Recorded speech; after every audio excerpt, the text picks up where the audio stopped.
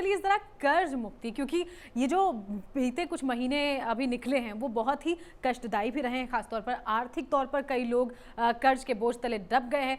तो कर्ज मुक्ति के लिए क्या कुछ प्रयोग हो सकता है, जानते हैं पंडित शैलेंद्र पांडे से। सुनीता, देखिए, जैसा मैं कह रहा हूं कि नवरात्रि की 9वीं तिथि की रात को ही आपको विशिष्ट प्रयोग करने हैं। जैसा कि कमल नंदलाल जी ने कहा कि सप्तश्लोकी दुर्गा है, कवच कीलक अर्गला है, दुर्गा सप्तशती है, जिसका भी आप पाठ करना चाहें।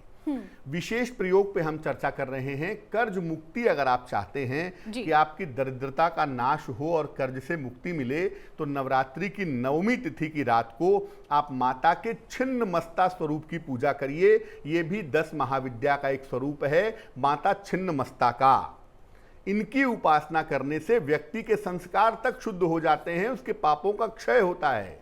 इनकी पूजा लाल आसन पर बैठ करके करिएगा। माता छिन्नमस्ता की पूजा।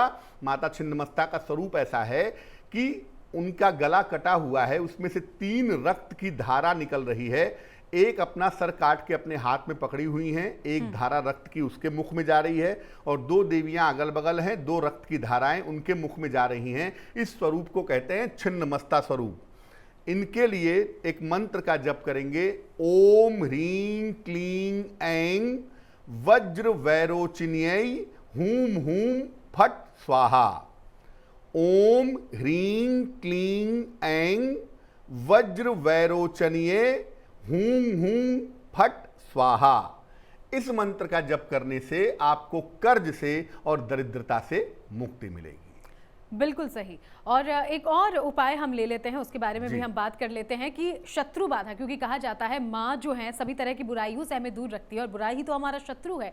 उससे कैसे बचे पंडित जी, उसका प्रयोग? देखिए, शत्रु को मारने का कोई प्रयोग नहीं होता है कि आप प्रयोग करेंगे शत्रु आपका मर जाए। शत्रु शांत हो जाए, आपको नुकसान ना पहुंचाए, इसका प्रयोग आप कर सकते हैं। और इसके लिए 9वीं तिथि की रात को माता के बगलामुखी स्वरूप की उपासना करें, लेकिन किसी को मारने के उद्देश्य से नहीं, इस उद्देश्य से कि आपके शत्रु और विरोधी आपके शांत हो जाएं।